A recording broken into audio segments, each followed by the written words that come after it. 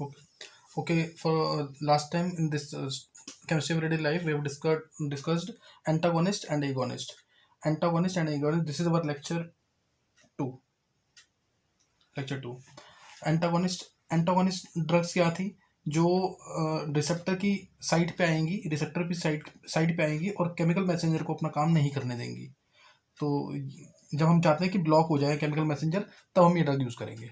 Which comes to the receptor site and inhibit the function of natural chemical messenger. These are needed when there is need of block of the message. Agonist drugs क्या थी? Agonist drugs जो है mimic करेंगी इस chemical messenger को. जब ये नहीं है और हम चाहते हैं ये काम करे, तो हम मेडिसिन लेंगे. Agonist drugs which mimic the natural chemical messenger and will give its function.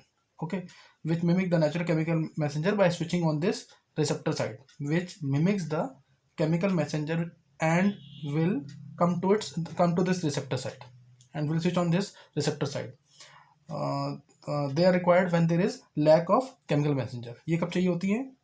Agonist drugs कब चाहिए? जब लैक है केमिकल मैसेंजर का. तो ये एंटागोनिस्ट और एगोनिस्ट में डिफरेंस है, इंपॉर्टेंट डिफरेंस है, ये कर लेंगे. नेक्स्ट वो करेंगे नया टॉपिक हमारा.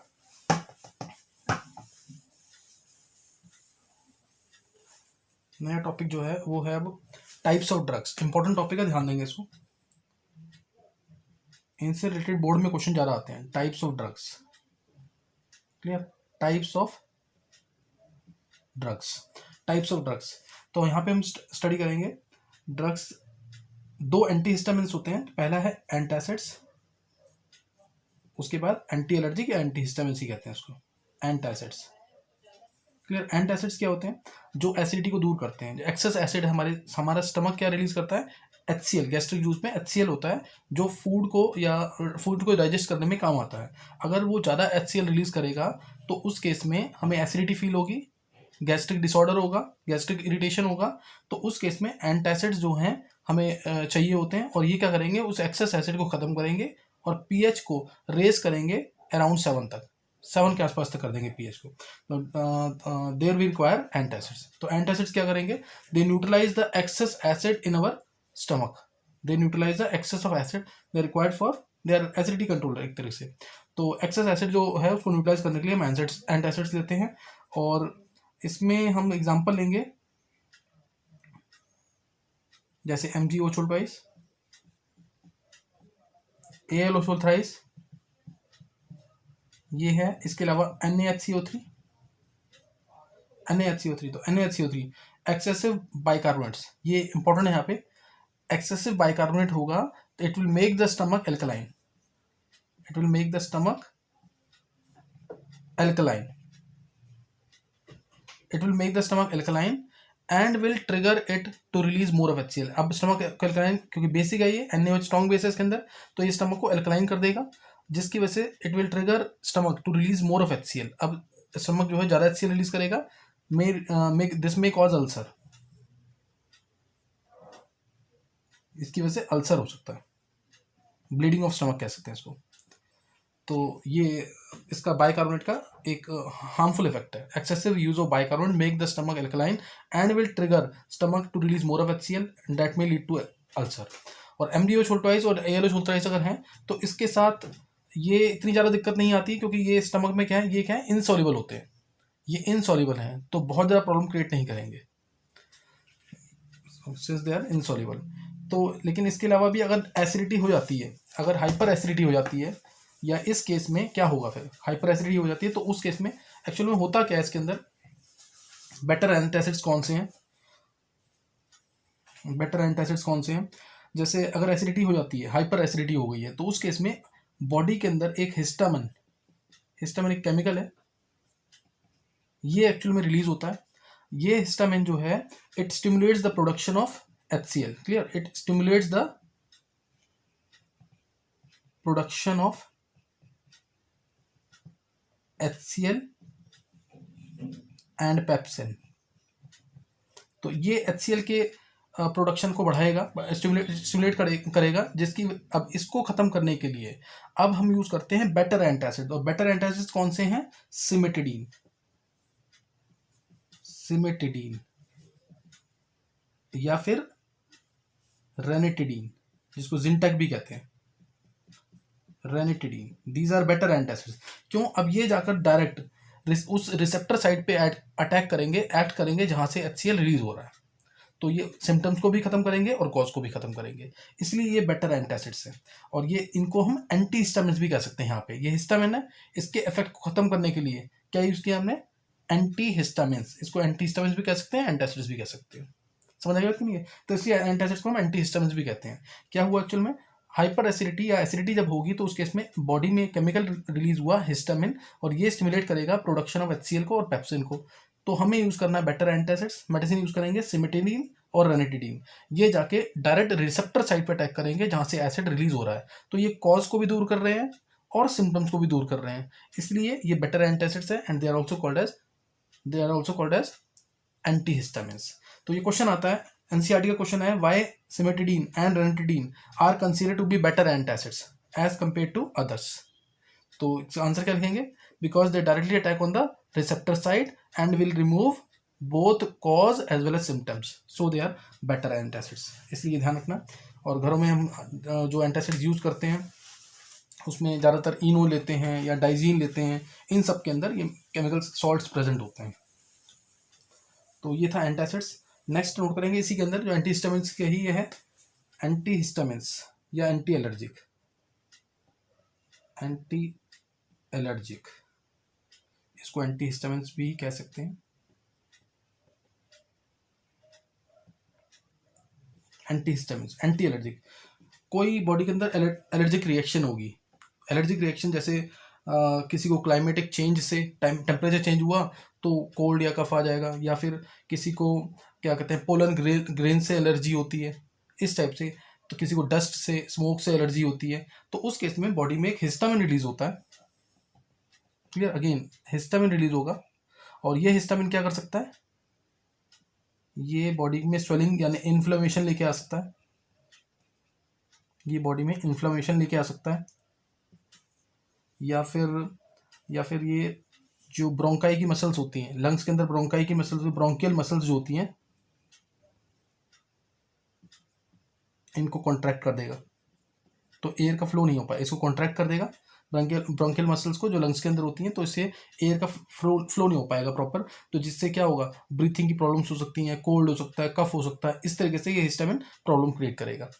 तो इस हिस्टामिन के इफेक्ट को खत्म करने के लिए जो मेडिसिन लेंगे हम, वो क्या होंगी? एंटीहिस्टामिन्स या एंटी एलर्जिक ड्रग। एंटीहिस्टामिन्स और anti allergic drug.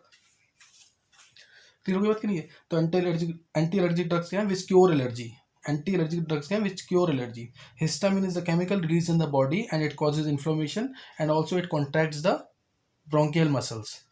Bronchial muscles काफ़ी स्मूथ होती हैं, तो उसको ये स्मूथ होती हैं तो उनको कॉन्ट्रैक्ट कर देगा, जिसकी वजह से बॉडी में क्या होगा?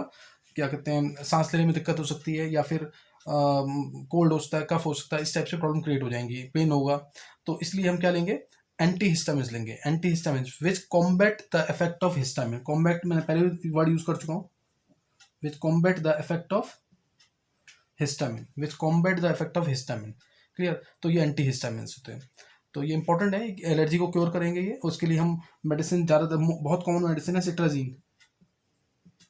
सिट्राजीन मोस्ट कॉमन, स्पेलिंग एक बार चेक कर लेंगे। सिट्राजीन मोस्ट कॉमन मेडिसिन है, और जो यूज़ करते हैं बेनेड्रिल भी यूज़ करते हैं इसके लिए। बेनेड्रिल, जिसको स्नीजिंग प्रॉब्लम ज़्यादा होती है तो ये सिट्राजीन यूज़ करते हैं, तो बेनेड्रिल वगैरह भी यूज़ करते हैं। तो इसलिए अब क्वेश्चन आता है यहाँ पे कि एंटीहिस्टामिन्स और antacids they both attack on the receptor side. ये एनसीईआरटी का क्वेश्चन है। Antihistamines and antacids they both attack on the receptor side, दोनों को दोनों रिसेप्टर साइड पे अटैक कर रहे हैं। Then why don't they interfere with each other's function. तो ये एक दूसरे के फंक्शन के साथ इंटरफेयर क्यों नहीं करते? तो बहुत सिंपल सा आंसर है, मैंने तुम्हें स्टार्टिंग में बताया था कि रिसेप्टर साइट हर एक की सेम होगी क्या डिफरेंट होगी? हर एक की रिसेप्टर साइट क्या होती है? डिफरेंट होती है। Since they both attack on different receptor sites, so they don't interfere with each other's function. तो ये इंपॉर्टेंट क्वेश्चन है, ध्यान रखना इसके अंदर कि एंटीहिस्टामिन्स और एंटासिड्स जो हमने पढ़ा पीछे, दोनों के दोनों रिसेप्टर साइट पर अटैक कर रहे हैं, then why they are not interfering with each other's function. तो सिंपल सा आंसर है, they both are attacking on different receptor sites, the receptor sites are different, so they are not interfering with each other's function. तो ये ध्यान रखना important चीज़ है यहाँ पे। तो ये यहाँ पे हमने खत्म कर लिया एंटासिड्स और एंटीहिस्टामिन्स। नेक्स्ट नोट करेंगे आगे।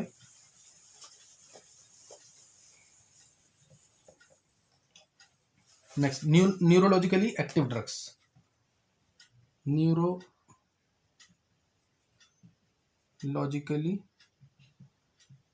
एक्टिव ड्रग्स, ये ऐसी ड्रग्स होती हैं जो डायरेक्ट सेंट्रल नर्वस सिस्टम पे, सीएनएस पे अटैक करेंगी, जो डायरेक्ट सेंट्रल नर्वस सिस्टम पे अटैक करेंगी।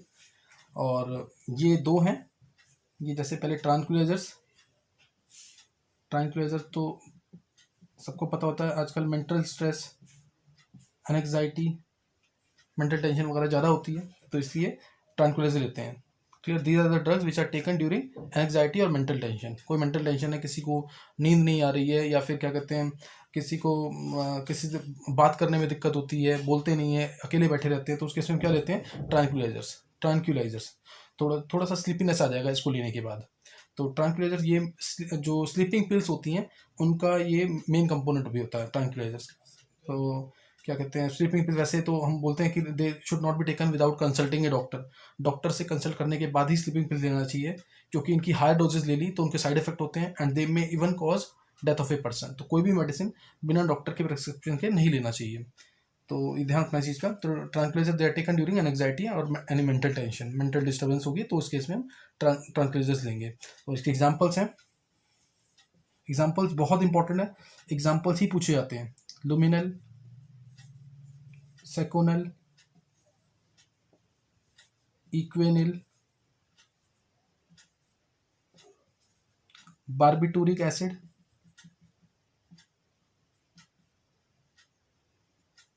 या फिर वेलियम।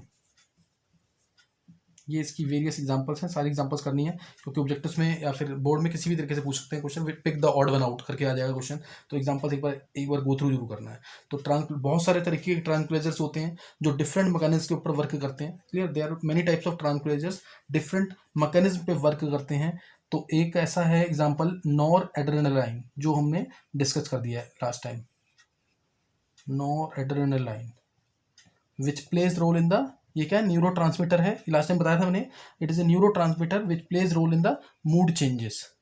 कोई पर्सन, इसका अगर लेवल लो है, अगर इसका लेवल लो है then the person will feel depressed. Signal sending activity क्या हो जाएगी, कम हो जाएगी, and the person will feel depressed. उस केस में वो क्या लेगा, एंटी डिप्रेसेंट ड्रग्स लेगा। लास्ट टाइम डिस्कस किया था हमने क्वेश्चन एनसीईआरटी का, name two antidepressant drugs. तो मैंने तुम्हें बताया था आइप्रोनियाजेड और फेनल्जीन। आइप्रोनियाजेड, फेनल्जीन, ये लास्ट टाइम हमने डिस्कस किया था, दोनों antidepressant. These are two antidepressant drugs, antidepressant drugs. तो ये तुम्हें ध्यान रखना है इसके अंदर, ये ट्रांक्विलाइजर्स हैं। नेक्स्ट नोट करेंगे आगे, नेक्स्ट न्यूरोलॉजिकली एक्टिव ड्रग्स के अंदर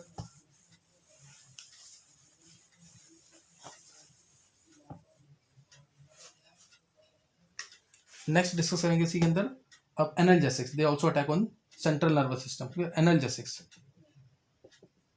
एनाल्जेसिक्स, एनाल्जेसिक्स क्या है, these are the medicine which are used to get relief from pain. Analgesic, these are the medicines which are used to get relief from pain by acting on the CNS, central nervous system पे act करके।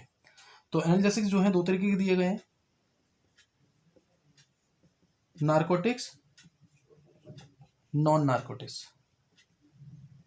Narcotics और non narcotics. Narcotics नाम सुनते ही दिमाग में आ जाएगा कि ये morphine derivatives, sorry opium derivatives होते हैं।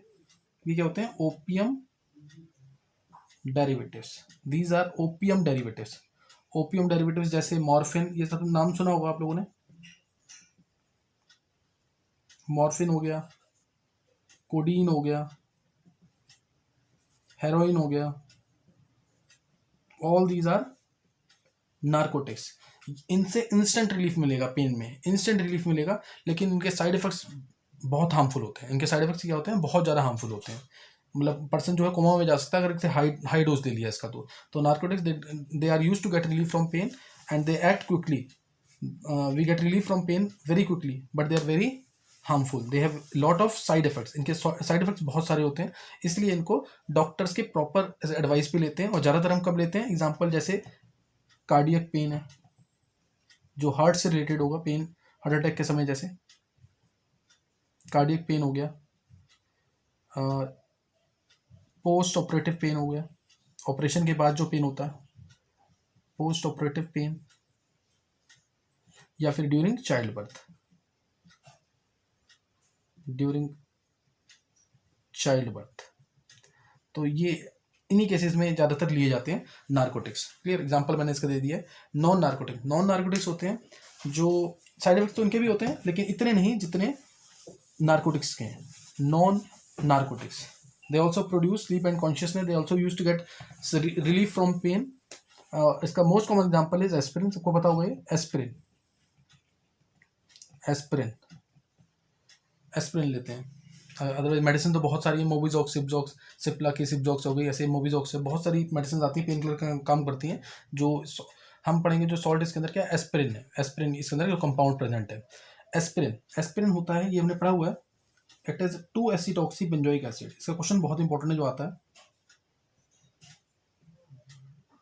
2 एसिटॉक्सी बेंजोइक एसिड, 2 एसिटॉक्सी बेंजोइक एसिड, ये एस्पिरिन है, 2 एसिटॉक्सी बेंजोइक एसिड, या इसको एसिटाइल सैलिसिलिक एसिड भी कहते हैं। तो पहला क्वेश्चन इससे रिलेटेड आता है कि इसका डीमेरिट कह सकते हैं। इसका डीमेरिट क्या है, एस्पिरिन जो है एम्प्टी स्टमक नहीं लेना चाहिए। Why aspirin should not be taken in an empty stomach, क्योंकि एम्प्टी स्टमक लेंगे तो ये वाटर से हाइड्राइज होकर बना देता है salicylic acid, OHCOH plus acetic acid. तो सैलिसिलिक एसिड बन जाएगा, ये एसिड बन गया स्टमक में, and this may lead to ulcer, ये दिखा सकते हैं इसके अंदर, and this may lead to ulcer in the stomach. तो ये इसका हार्मफुल इफेक्ट है। एस्पिरिन इसका एक मेरिट भी है, हार्ट अटैक के समय इसको लेते हैं हम, हार्ट अटैक के समय हम एस्पिरिन को लेते हैं। इसका मेरिट क्या है, हार्ट अटैक के समय लेते हैं, reason because it has an anti blood clotting action, because of its anti blood clotting action, यानी ये ब्लड को क्लॉट नहीं होने देता, ब्लड को थिन कर देता है। Because of its anti blood clotting action it is use to prevent heart attack. तो ये इसका मेरिट भी है, एंटी ब्लड क्लॉटिंग एक्शन है, ब्लड को थिन कर देगा, इसलिए हम इसको हार्ट अटैक के समय ले सकते हैं। It makes the blood thinner, blood को क्लॉट नहीं होने देता।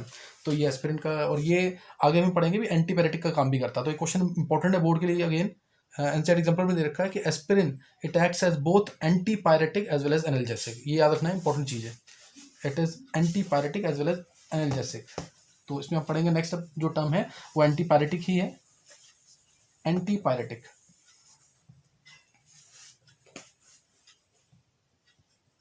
Antipyretic, pyre word means heat और एंटी मीन्स हीट को कम करना। तो ये फीवर के समय लेते हैं, antipyretic which is use to lower down the medicine which are use to lower down the body temperature, medicine which are taken during fever and are use to control down the body temperature, body temperature को ये lower down करेगा। तो इसका example एक मैंने तुम्हें दे दिया aspirin. दूसरा एग्जांपल इंपॉर्टेंट है पैरासीटामोल, हर किसी को पता है इसके बारे में। पैरासीटामोल NHCOCH3, 4 एसिटामाइडो ग्रुप है, phenol, 4 acetamido phenol, this is paracetamol, 4 acetamido phenol, paracetamol. Clear, तो ये एंटीपायरेटिक है। और एस्पिरिन क्या है, it acts as both analgesic as well as antipyretic, तो ये ध्यान रखना, this is an antipyretic. Next note करेंगे आगे। नेक्स्ट है एंटीमाइक्रोबियल्स, जो माइक्रोब्स को किल करेगा, माइक्रो ऑर्गेनिज्म को किल करेगा, वो एंटीमाइक्रोबियल है। एक वर्ड में देखेंगे सब ये, antimicrobial which limits the growth of microbes, उनको किल करेगा, माइक्रो ऑर्गेनिज्म को किल करेगा। पहला जो था सेल्वर्सन था,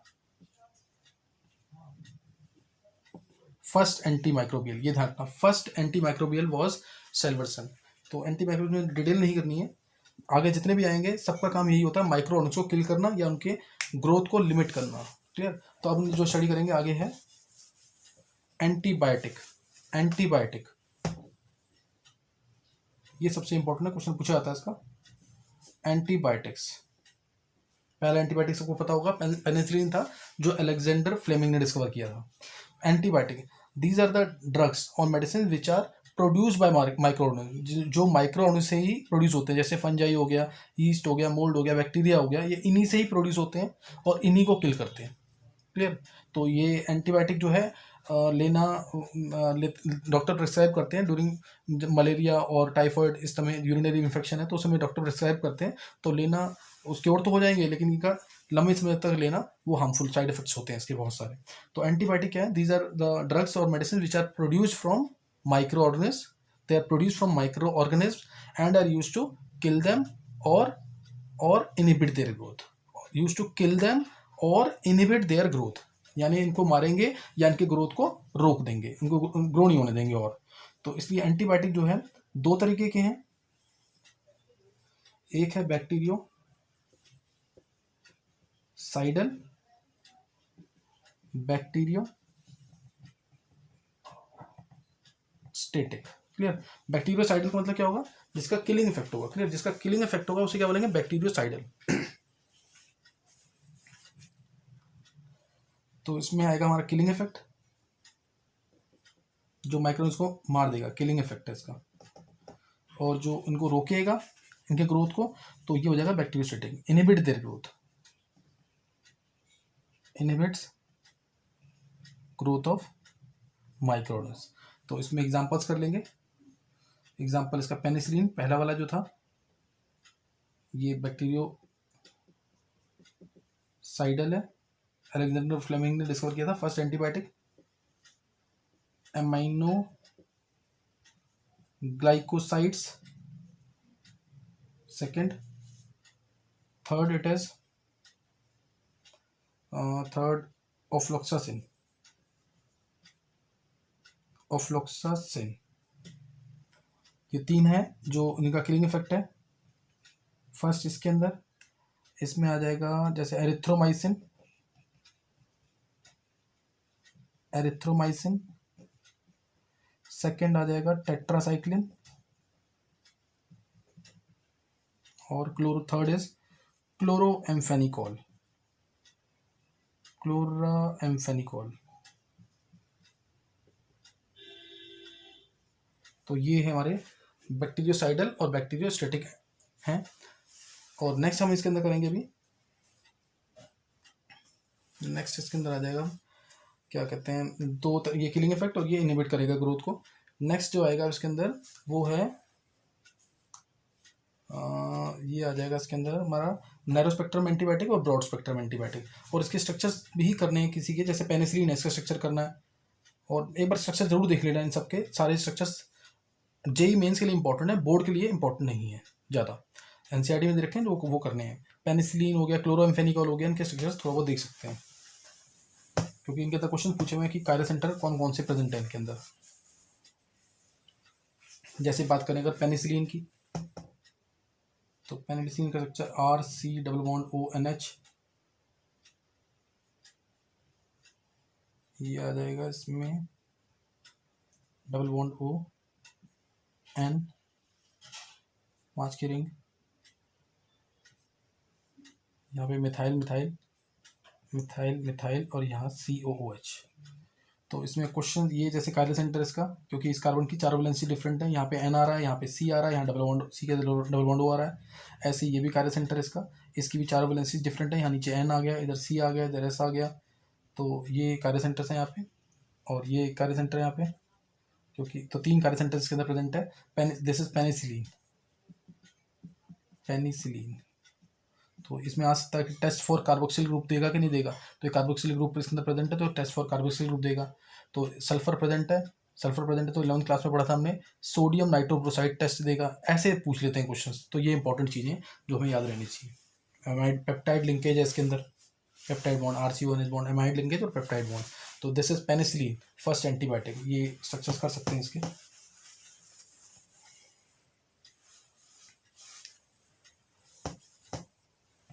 नेक्स्ट आ गया जैसे क्लोराएम्फेनिकॉल, क्लोराएम्फेनिकॉल, नीचे NO2, ऐसे ही स्ट्रक्चर ट्राई करना है। ये बना दिया, फिर इधर OH लगा दिया, इधर OH लगा दिया, इधर NH आ जाएगा, C⋯O CHCl2। तो इस तरीके से हम ये स्ट्रक्चर्स कर सकते हैं। और इसमें कार्य सेंटर आ जाएगा, ये कार्य सेंटर है और ये कार्य सेंटर है। तो इस कार्बन की वैलेंसी ओ ऊपर, नीचे H, इधर फिनाइल ग्रुप, इधर ये कार्बन, तो वैलेंसी डिफरेंट है। ऐसे ही इस कार्बन की चारों वैलेंसी डिफरेंट है, तो ये इनके chiral centre, 2 chiral centres are there in chloramphenicol. Chloramphenicol, clear. तो स्ट्रक्चर्स वगैरह देख सकते हैं एक बार, इंपॉर्टेंट स्ट्रक्चर्स इनके। नेक्स्ट नोट करेंगे आगे, narrow spectrum antibiotic, broad spectrum.